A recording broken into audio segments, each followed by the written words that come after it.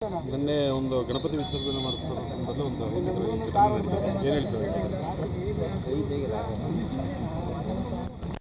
ಈ ಘಟನೆ ವರ್ಷದ ಹಿಂದೆ ಅದೇ ಜಾಗದಲ್ಲಿ ಅದೇ ಸ್ಪಾಟಲ್ಲಿ ಅದೇ ಪರ್ಪಸ್ಗಾಗಿತ್ತು.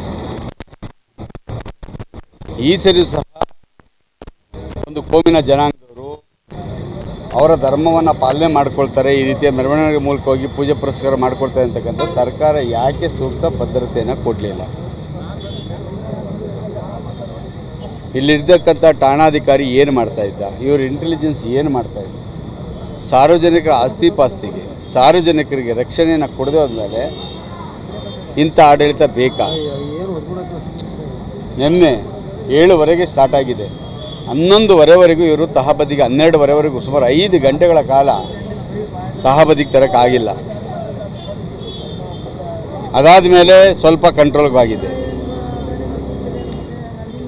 ನನ್ನ ಮನೆ ಮೇಲೂ ಸಹ ಸ್ವಲ್ಪ ಯಾರು ಮಾಡೋದು ಅಂತ ನನಗೆ ಗೊತ್ತಿಲ್ಲ, ಕಲ್ಲು ತೂರಾಟಗಳು ಆಗಿದ್ದಾವೆ. ಈ ರಾಜ್ಯದಲ್ಲಿ ಕಾನೂನು ಅಂತಕ್ಕಂಥದ್ದು ಇದೆಯಾ? ಕಾನೂನಿಗಿಂತ ಮೇಲ್ಪಟ್ಟವ್ರು ಇದ್ದಾರಾ?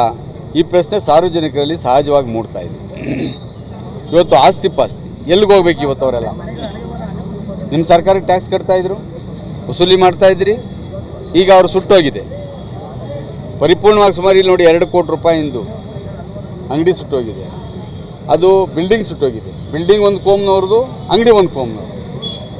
ಜವಾಬ್ದಾರಿ ಯಾರು? ಸರ್ಕಾರ ಏನು ಮಾಡ್ತಾ ಇದೆ?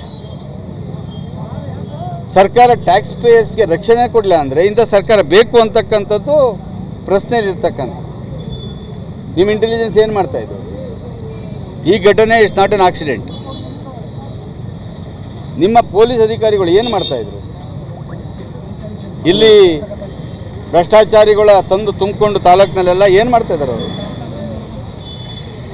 ಸರ್, ಈಗ ವೀಕ್ಷಣೆ ಮಾಡಿದ್ರಿ, ನಿಮ್ಮ ಪ್ರಕಾರ ಒಂದು ಅಂದಾಜು ಎಷ್ಟು ಮೌಲ್ಯದ ಇದು ನಷ್ಟ ನೋಡಿ, ನಾನು ಈಗ ಅಲ್ಲೊಂದು ಗ್ಯಾರೇಜ್ಗೆ ಹೋಗಿದ್ದೆ.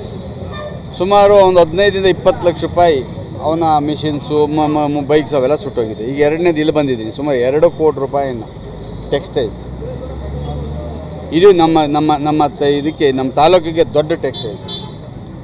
ಇದು ಕಂಪ್ಲೀಟ್ ಹೋಗಿದೆ. ಇನ್ನೊಂದು ಬಜಾಜ್ ಶೋರೂಮು, ಇವರೇ ಓನರು, ಬಿಲ್ಡಿಂಗ್ ಓನರು. ಅದನ್ನು ಬಜಾಜ್ ಶೋರೂಮ್ ಇಟ್ಟರೆ ಬೇರೆ ಕೊಮ್ನೂರು, ಅದು ಸುಮಾರು 70 ಲಕ್ಷ ರೂಪಾಯಿಂದು ಆಸ್ತಿ ಹಾಳಾಗಿದೆ. ಏನು ರಕ್ಷಣೆ ಕೊಡ್ತಾ ಇದ್ದಾರೆ ಇವರು? ಅಂದರೆ ಕಾನೂನು ವ್ಯವಸ್ಥೆ ಕಾನೂನು ಸುವ್ಯವಸ್ಥೆ ಸರಿ ಇಲ್ಲ, ಕಾನೂನು ವ್ಯವಸ್ಥೆನೇ ಇಲ್ಲ. ಪೊಲೀಸ್ನವ್ರಿಗೆ ಪೊಲೀಸ್ನವ್ರಿಗೆ ಏಟಾಗಿದೆ. ಅವ್ರನ್ನ ರಕ್ಷಣೆ ಮಾಡ್ಕೊಳ್ಳೋಕ್ಕಾಗಿಲ್ಲ ಅಂದರೆ ಸಾರ್ವಜನಿಕರಿಗೆ ಏನು ರಕ್ಷಣೆ ಕೊಟ್ಟಿದ್ದಾರೆ? ಎಷ್ಟು ಗಂಟೆಗೆ? 12:30 ಮೇಲೆ. ನಾನು 2 ಗಂಟೆಗೆ ಬಂದಂಥ ಸಂದರ್ಭದಲ್ಲಿ ಸ್ವಲ್ಪ ತಹಬದಿಗೆ ಬಂದಿದೆ ಅಂತಕ್ಕಂಥ ಅಧಿಕಾರಿಗಳು ಹೇಳ್ತಾರೆ. ಸರ್, 1 ವರ್ಷದಿಂದನೇ ಈ ಒಂದು ಘಟನೆ ನಡೆದಿತ್ತು ಅಂತಂದ್ರೆ ಈ ಸರ್ ಯಾಕೆ ಇವ್ರು ಪ್ರಿಕಾಷನ್ ತಗೊಂಡಿಲ್ಲ?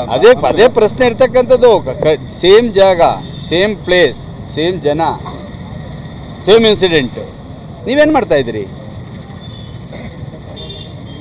ಇಲ್ಲಿರ್ತಕ್ಕಂಥ ಸ್ಟೇಷನ್ ಆಫೀಸರ್ ಏನು ಮಾಡ್ತಾವನೆ? ಭ್ರಷ್ಟಾಚಾರದಲ್ಲಿ ಮುಳುಗೋಗಿದ್ದಾನೆ ಅವನಿಲ್ಲಿ. ಯಾರನ್ನ ಬೇಕಾದ್ರೆ ಟೌನ್ನಲ್ಲಿ ಕೇಳಿ, ಅವನ ಕತೆ ಏನು ಅಂತ ಹೇಳ್ತಾರೆ. ಯಾರ್ದೋ ಅವರ ಆಶೀರ್ವಾದ, ಗಾಡ್ ಫಾದರ್ಗೆ ಆಶೀರ್ವಾದ ತಗೊಂಡು ಅವ್ರು ಏನಿಲ್ಲ, ಅವನು ಸ್ವಜನ ಪಕ್ಷಪಾತ, ಎತ್ಕೊಟ್ಟೋದು, ಜನಗಳನ್ನ ಕಿತ್ತಾಡಿಸೋದು, ಬರೀ ಇದೇ ಕತೆ ಅವನಿಲ್ಲ.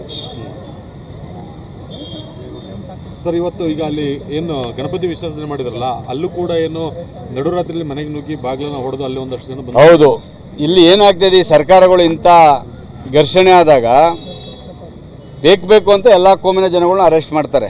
ಅವ್ರನ್ನ 50 ಜನ ಮಾಡಿದ್ದೀನಿ, ಇವ್ರನ್ನ 50 ಜನ ಮಾಡ್ತೀನಿ.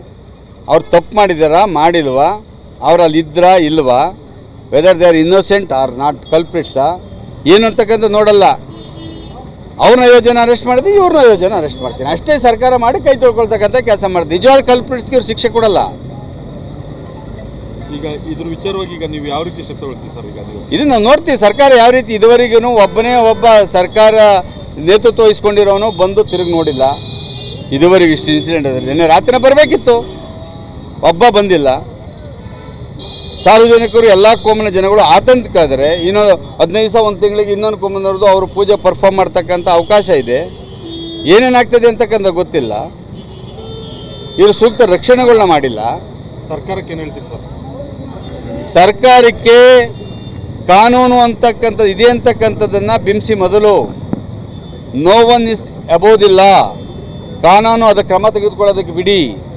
Let law take its own course. ಅದನ್ನು ಬಿಟ್ಟು ನೀವು ಯಾರನ್ನೋ ದೃಷ್ಟೀಕರಣ ಮಾಡಲಿಕ್ಕೆ ನಿಮ್ಮದು ಯಾವುದೋ ರಾಜಕಾರಣ ಕಾರಣಗಳಿಗೋಸ್ಕರ ಈ ರೀತಿಯ ಗಲಭೆಗಳಿಗೆ ಅವಕಾಶ ಮಾಡಿಕೊಡಬೇಡಿ. ನಿಮಗೆ 1 ವರ್ಷದಿಂದನೇ ಈ ರೀತಿ ಇನ್ಸಿಡೆಂಟ್ ಆದಮೇಲೆ ಈ ವರ್ಷ ಆಗೋದಿಲ್ಲ ಅನ್ನೋದಕ್ಕೆ ಏನು ಗ್ಯಾರಂಟಿ ಇತ್ತು? ನಗರ ಪ್ರದೇಶಗಳು ಏಕಾಏಕಿ ಸಾವಿರಾರು ಕಲ್ಲುಗಳು ಎಲ್ಲಿಂದ ಬರ್ತವೆ? ನಗರ ಪ್ರದೇಶಗಳು ಏಕಾಏಕಿ ಯಾವುದೋ ಪೆಟ್ರೋಲ್ ಬಾಂಬ್ಗಳು ಎಲ್ಲಿಂದ ಬರ್ತವೆ? ನಗರ ಪ್ರದೇಶದಲ್ಲಿ ಏಕಾಏಕಿ ಯುವಕರುಗಳ ಕೈಯಲ್ಲಿ ತಲವಾರುಗಳು ಮತ್ತೊಂದು ಹೆಂಗೆ ಬರ್ತವೆ?